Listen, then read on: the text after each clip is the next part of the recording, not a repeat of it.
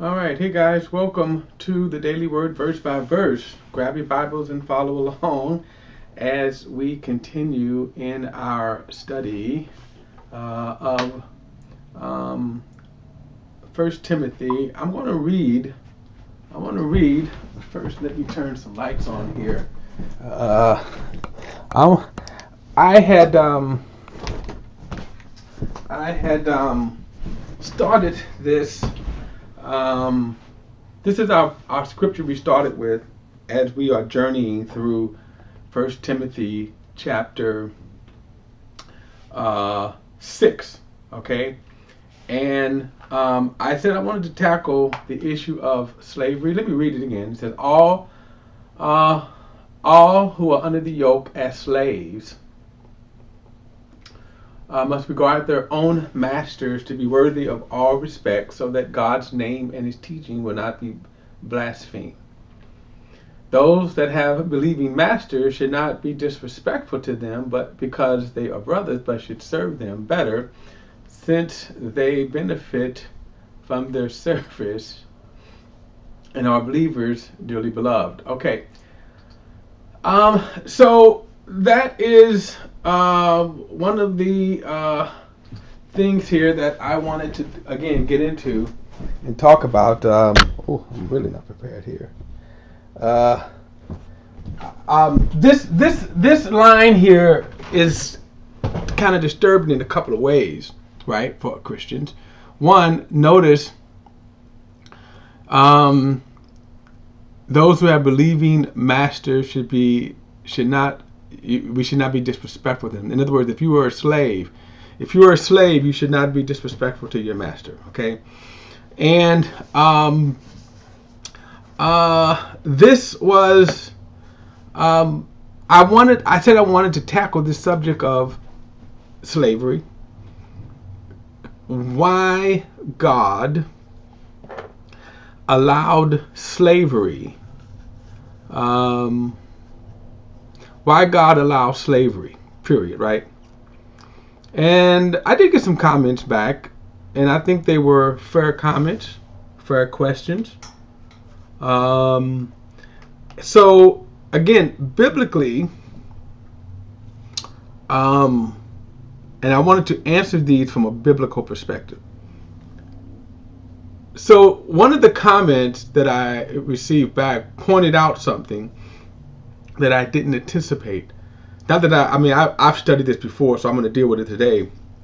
Because I was, and what I'm saying that I didn't anticipate was that I'm dealing with, as we are journeying verse by verse through the Bible. Of course, we're dealing with it from a New Testament perspective, and I'm going to get back to that.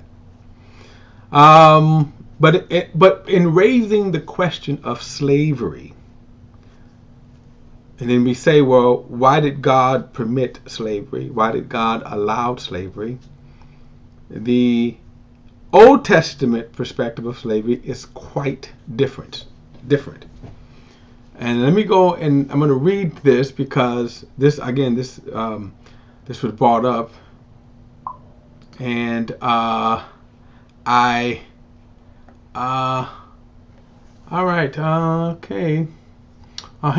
Hey, Carolyn, good to see you. All right, so I wanted to deal with this from the Old Testament. This is found. Oh, that's not what I want. I want Exodus. Exodus chapter 21. I'm going to read this because as Christians, we shouldn't be afraid to deal with issues in the scriptures. And we shouldn't, because they're there, so we have to deal with them. And if people are reading, and we do have people who are not Christians, people who are not believers, then yes, they're going to raise the question, and we should have an answer for them. We should be able to say, okay, well, here's the answer. Or let's deal with it and say, okay, why is this here? So in Exodus chapter 21, here's the and I've asked this question before. I've asked this question myself.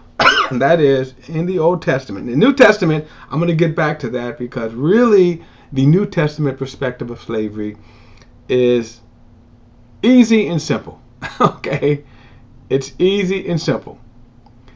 It is the Old Testament, however, that, is troubling. And let me read it. Exodus chapter 21, verse 2 says, when you buy a Hebrew slave, he is to serve for 6 years. Then in the 7th year, he is to leave as a free man without paying anything.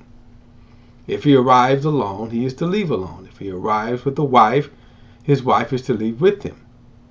If his master gives him a wife and she bears him a son or daughter, the wife and her children belong to her master, and the man must leave alone.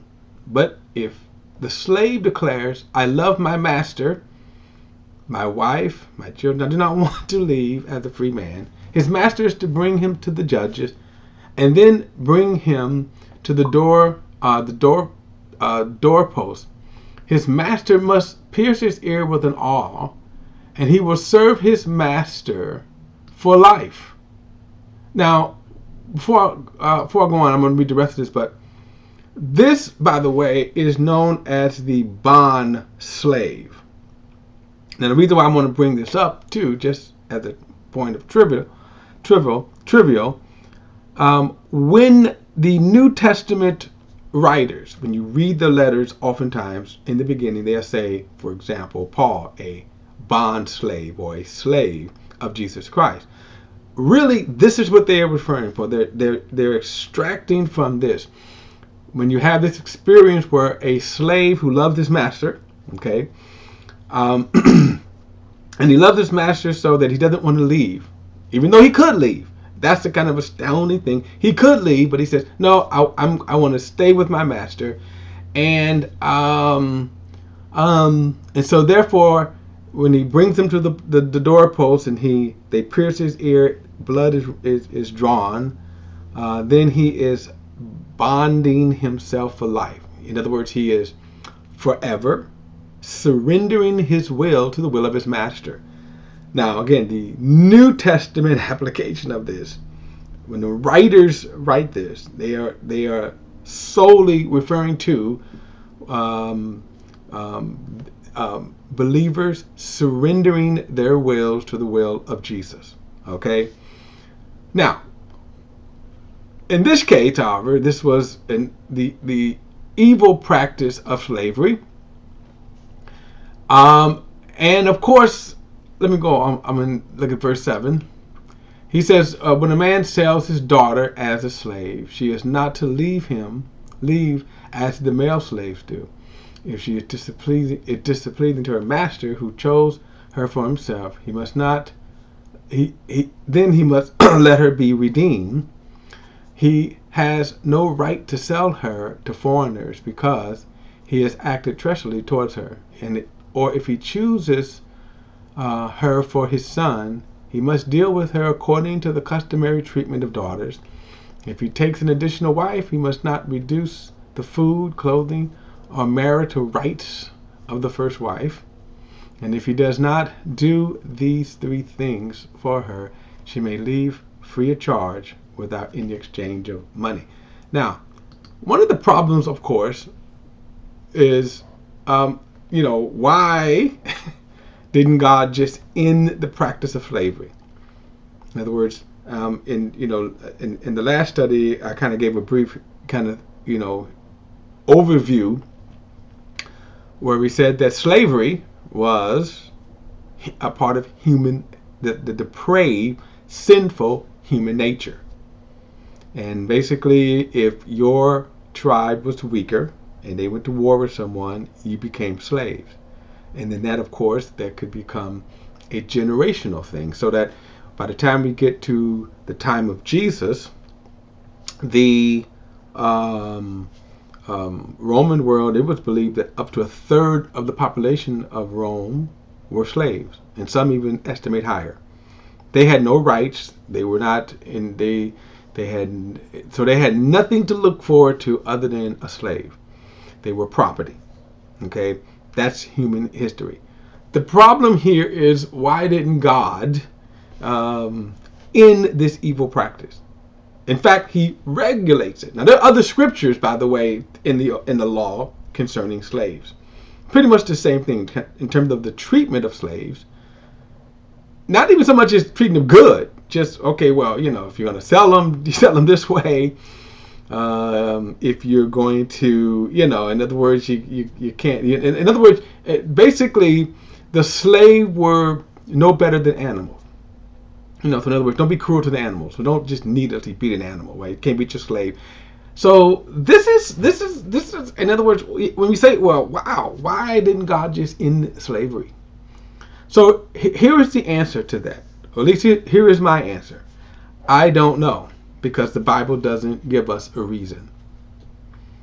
And in both cases that I read, however, there are some New Testament imagery, but that's, like I say, to go back to, why would God not only permit it, but regulate it? When he could have said, well, forget what's going on in the world. Okay, forget what's going on in the world. In my country, this practice will not happen. So here's the thing. The Bible doesn't give us the answer. So my next thing would be, so because of that, it does not diminish in any way that God is God and Lord and Jesus is Lord. I can't give you an answer in which there is no answer, especially in the Old Testament. We're going to get back to the New Testament, and we're going to spend the bulk of it in the New Testament. And of course, there is an answer in the New Testament. But the Old Testament, don't know.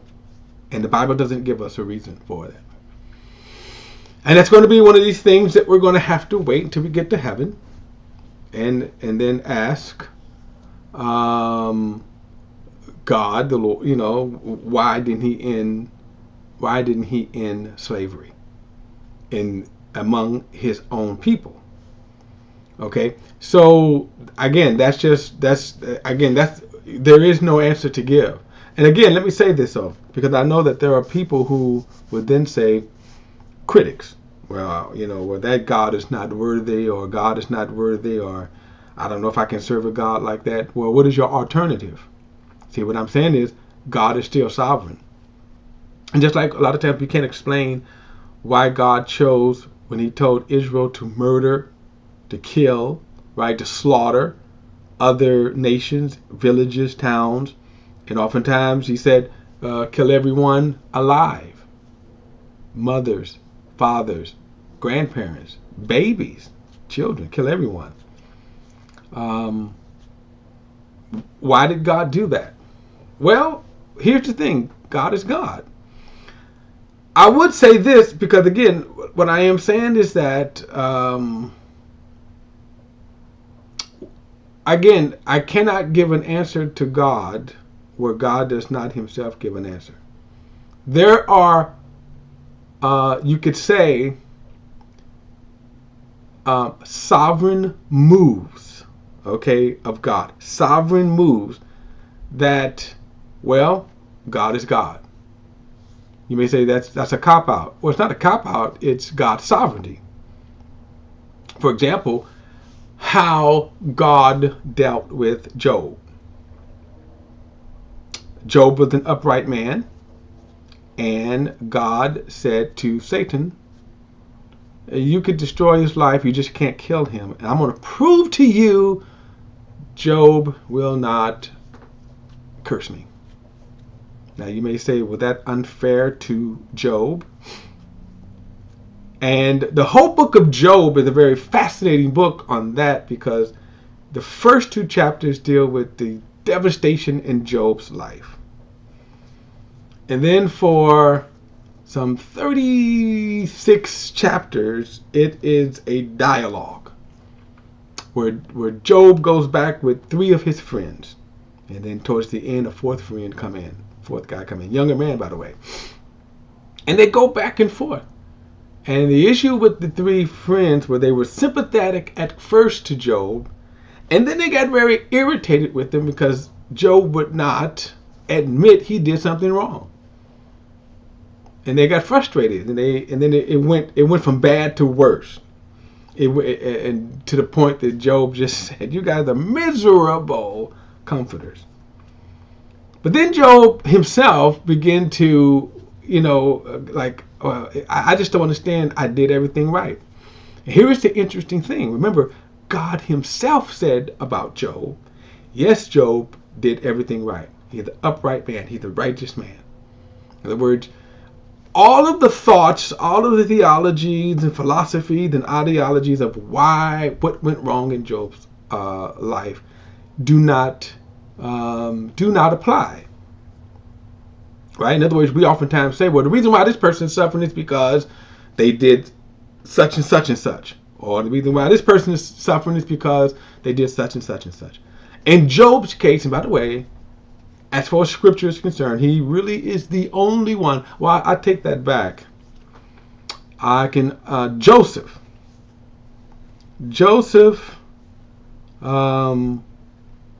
Joseph also did not do anything wrong. Okay, I'll get to him in a moment. But Job, the issue with Job and the lesson with Job was Job got to the place where he was like, if God was here, I would ask him. I would demand of God, tell me what I did wrong. I want to know. I want to know what I did wrong. I did everything right, and yet I'm suffering. Where is God? I would ask him. Now, of course, you have those kind of arrogant attitudes when God is not here. Well, God did show up. And God says, okay, Job, you want to talk? And when the presence of God came, Job God said, no, we gonna talk. You wanted to talk. And so God says, all right, I'm going to ask you some questions. And not one single time, if you read in Job chapter 38, not one single time that God says, look, Job, here's why I did what I did to you. Here's why I did this. No, not one single time. He never ever justified himself. He never ever justified his move. He says, where were you when I laid the foundations to the earth? When I set in motion the stars? When I brought forth the light and clothed the darkness? And he just went on and on and on. And he said, where were you when I created this animal and that monster? And it gets really fascinating. Like we said, okay, I deprived, for example, he said in there, I deprived the ostrich of wisdom, right? He says here, an ostrich will bury her eggs, forgetting where she buried them, and step on them and crush them. Yet, on the other hand, I gave this animal great wisdom. I mean, God goes on. It's very fascinating. His point was, I'm God. Now, what do you have to say? Job had nothing to say. He was like, and God said, no, Job, you wanted this audience, right? One of the only time he gets one, and Job was like, I ain't got nothing to say. Joseph is another person. He was, of course, one of the second youngest son to Israel. And when you read through Israel, even though they're celebrated, the 12 tribes of Israel, they were wicked. The sons of Israel, at first, they were wicked. They were wicked. They were, and they were jealous of Joseph because, Joseph paid more attention he was actually paid more attention and was more protective of his younger sons. And besides the fact that the older sons were scoundrels, so they decided they were going to sell him. Their first thought was, Jacob had sent Joseph to say, go see about how your brothers are doing there. He had this huge herds and cattle and stuff, and they had charge over it. They hated Joseph too because Joseph would also tell on them, So Joseph said, okay, go see what your brothers are doing. He goes out there and he sees what the brothers are doing. As they're coming, the brothers go say, here comes this dreamer. God had given Joseph a dream. And in this dream, that story is found in Genesis. Like Genesis chapter around 30, Genesis 30. But in this dream, you saw the like stalks of corn, and I think you saw like 12 stalks bowing to like Joseph, and they recognized right away what they meant, and even Joseph go, well, we're gonna bow down to you. But anyway, as Joseph is coming, his brother says, here comes that dreamer, referring to the prophecy that God had given Joseph. And so they said, let's kill him. Remember, this is his brother. They said, let's kill him. And so the oldest like, well, he's our brother. We can't kill him. So then they said, well, I'll tell you what, we're going to throw him in the pit. And what Reuben was hoping was that they would kind of forget about it, and he would then go and get him out the pit, and then kind of save him. But while Reuben was gone, they sold Joseph to Potiphar. So here's again, then this begins a 20-year journey, a 20-year journey that you could say, why am I going through this? Remember, he first goes to Potiphar, and God gives him favor. Now, what Joseph doesn't realize is God is laying a foundation for. He's laying a foundation for Joseph. He goes to. He's a slave, and no matter how you look at it, because he is such a faithful and wise slave, God gives him this wisdom. Potiphar realizes it, and he's the head slave. Now, no matter how you look at that, he's still a slave. No matter what, he's still a slave. And yet, so God says, you know what? So Joseph, he becomes the head slave. He was so faithful that Joseph didn't even bother to check his books. Whatever Joseph did, he said, I can trust him. Now, what is interesting about this? Joseph didn't care. He never made any kind of check of Joseph. He only said one thing. You can't have my wife. Now the reason why that's odd, because why would he? Why would he even suspect that? And that of course comes later when the wife is checking Joseph out, and she tries to seduce him. Day in and day out, she tries to do something. He goes, no, I can't do that. I can't sin against God. And he even tells her, look, everything your husband has is in my hand, except you. Well, finally she caught him one day in the house alone, and she really tried to, we would say, jump his bones. He runs out and leaves one of the, like an outer kind of garment right there. He wasn't naked, but he was an outer garment. I'm gonna say it could be something like a shawl that they wore. Well, now her lust turned to hatred, and so she cried out rape. And when Potiphar came home, she said, look, you brought this Hebrew in, and he tried to rape me. Look, here's the garment. Now, what is interesting about this, and I believe that Potiphar knew his wife was a lying whore. Okay? He knew that. But he took her aside, and he tosses Joseph in jail. So again, for doing the right thing. Joseph does the right thing. And now in jail, which is worse conditions. Potiphar, as a slave, was at least he had to run in the house and all that, but now he's in jail. But God gives him wisdom in jail. Okay, he becomes kind of like the. Today we would sort of call them. I think they call them. They're inmates. I forgot what they call them. They kind of like have an honorary position, but they're still inmates.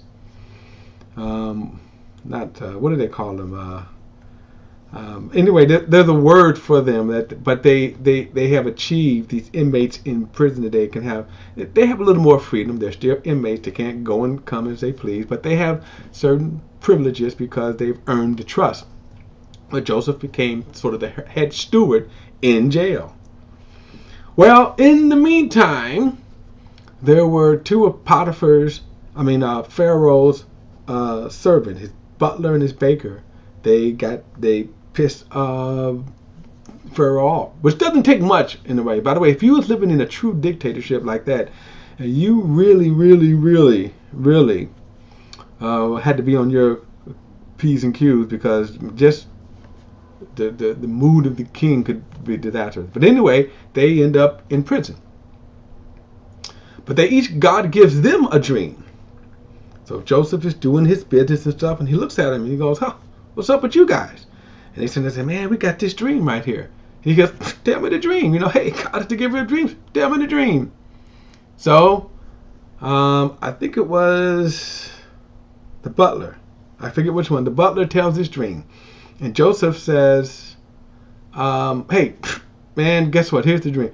God says in 3 days, you're going to be restored to your position." But he says, "But when you do, mention me to Pharaoh." And what's amazing about this story is that even though he had it good, Joseph, he was still in jail. And he says, "Look, mention to Pharaoh, I'm here. And I didn't do anything wrong to be here." So then the baker said, "Oh, okay, well," he told his dream, and he said, he said, "Ooh, guys, 3 days you're going to be executed." Okay, talking to you goes back to talking to the butler. All right, it happened just as Joseph said. The butler, one of them, I can't figure which one, the baker or the butler. I think it was the baker. He was executed, and the butler stood before Pharaoh. But then he forgot. He didn't say anything. 2 whole years go by. Now, my point is that, again, what was interesting about this is that here he did nothing wrong. Why am I here? Because God wants you here. That's why. 2 whole years, Pharaoh had the dream that God gives. And guess what? He has his man who can give him the interpretation. And in the interpretation, he says, man, it's going to be 14 years. 14 years. 7 of the years are going to be the most good years. It's going to be, the greatest bumper crops you ever receive. He says, you better, during that time, better store up. And he says, and then it's going to be followed by 7 years of the most severe drought and famine. He says, so I'm going to give you some advice, free of charge, just when it's free, right? Joseph really wasn't even expecting. He said, I'm going to give you, he said, you better choose a man who knows how to manage during those 7 good years, and you can have managing the 7 years so you can weather the 7 bad years. Pharaoh looked at this thing and go, you the man. You the one that you got the wisdom. And instantly, Joseph, he rises to the second in command of Egypt, of all of Egypt. And the same was with Potiphar, that whatever, this is what Pharaoh said, whatever Joseph tells you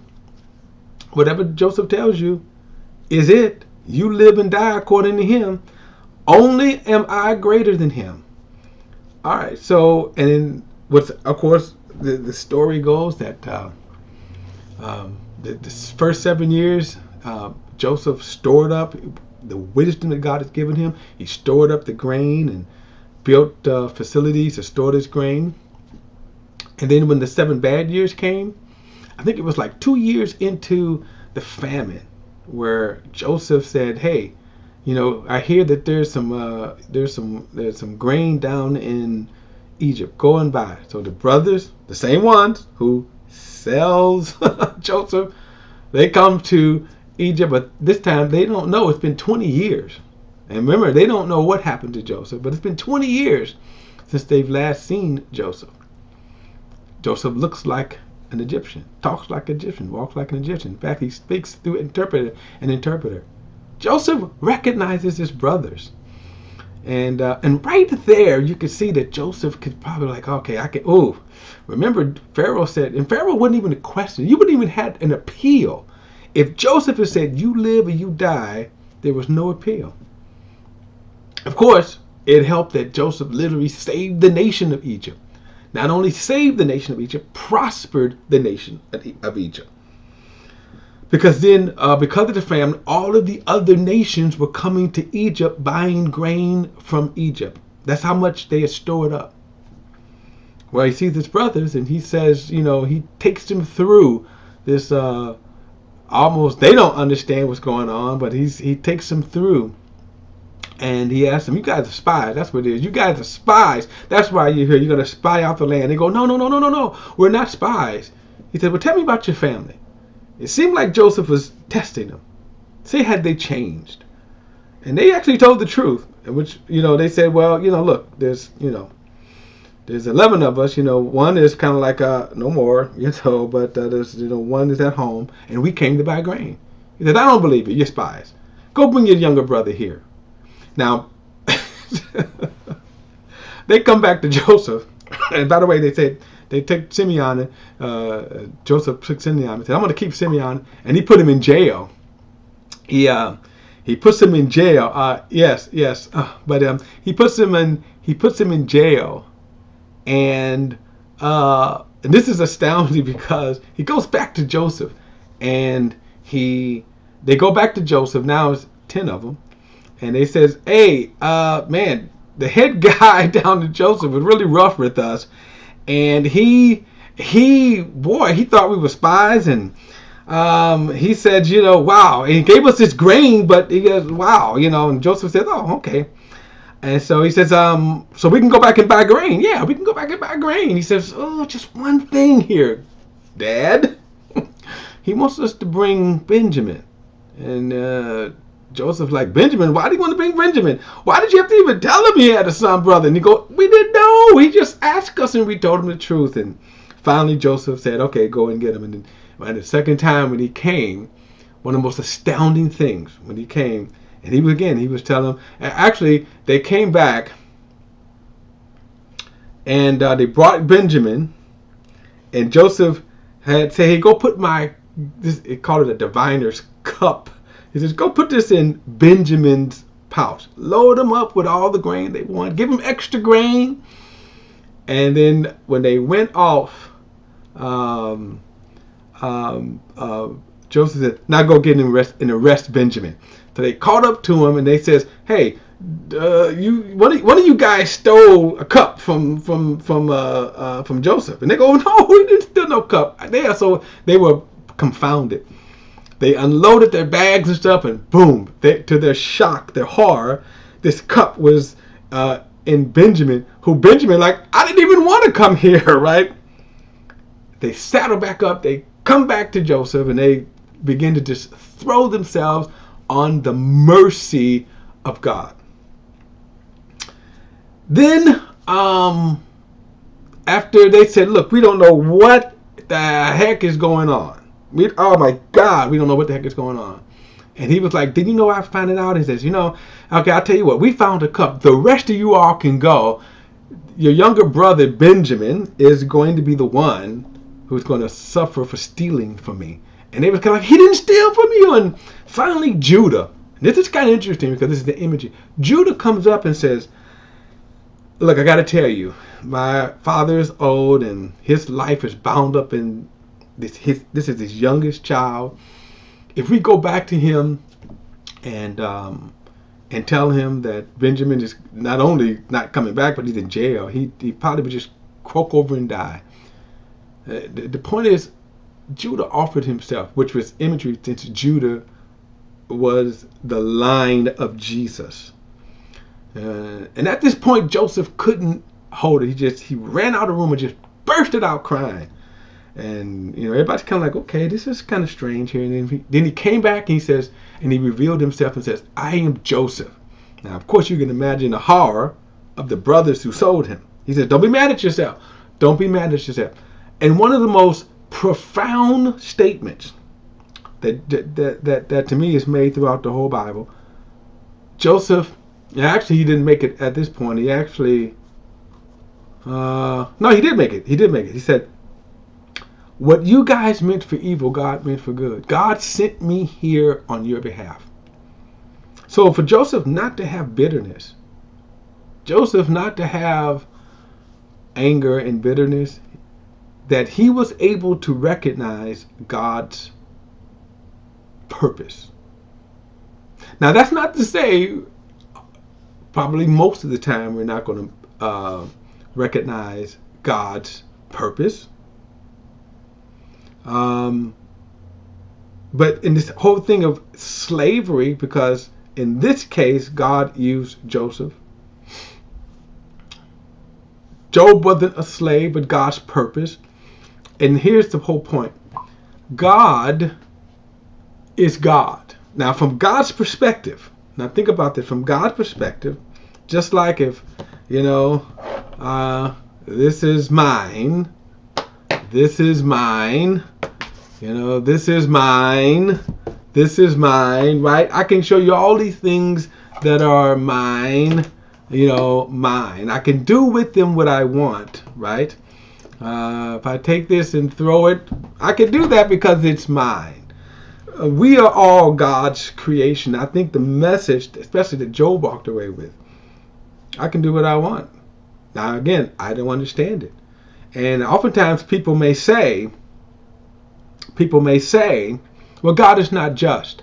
Well, in order for you, but first and foremost, in order for you to make that claim, you're going to have to know what God knows, and you don't.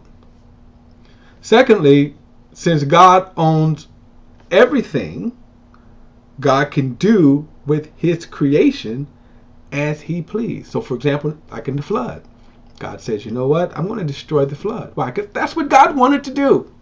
He could have probably, he could have made a whole bunch of choices. We don't know. But God, I'm going to destroy the earth with the water because it's his creation. He could do with it whatever he wants. So when we kind of come back to this hard issues and say, well, why didn't God just end slavery? Well, that there was one comment that a person kind of wrote to me on my YouTube channel, and he said, well, I'm more bothered the fact that God allows slavery. Well, here's the thing. First of all, there are more evils than slavery. There are a lot more things to slavery. And when we look at this from from God's perspective, okay, he could do with his creation as he pleases. And like I said, before we can charge God, here's what we do know. We know we're wicked. We know that the only thing that we could plead to for God is mercy. We cannot demand anything from God. Because we fail his standards. Right? Our sin nature disqualifies us. We don't have a standard at all. So, no, I can't give an answer to why God regulated slavery in the Old Testament. I cannot. But I can say he's God. And we could extend this. Why didn't God, save the loving mother from a fiery car crash? Why didn't God, save, the Twin Towers, all the 3,000 lives, on 9/11? We could go literally on and on and on and on and on. The bigger issue is we don't know. And there's so much we don't know. But the bottom line is we can say at the end of the day, God is God in his sovereignty, and his actions or inactions in our sight are meaningless. They don't mean anything. And what we also can say is, well, we can look at what did God tell us to do? And that's going to be very interesting. What did God tell us to do? So in our next study, we'll get back to, he does tell us what to do as we move forward in our day.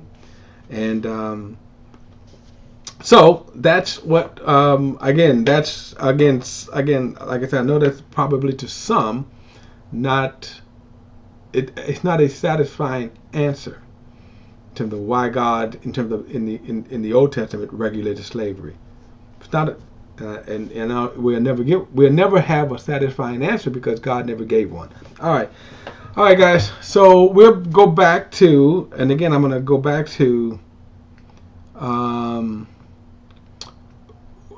We're not through with the subject of slavery, but from the New Testament perspective, why did God again now tell the New Testament believers to not only submit to your masters, but give them respect, especially the believing masters? So we'll get into that in our next study. All right, guys. Thanks, everybody. See you in the next study. See you then.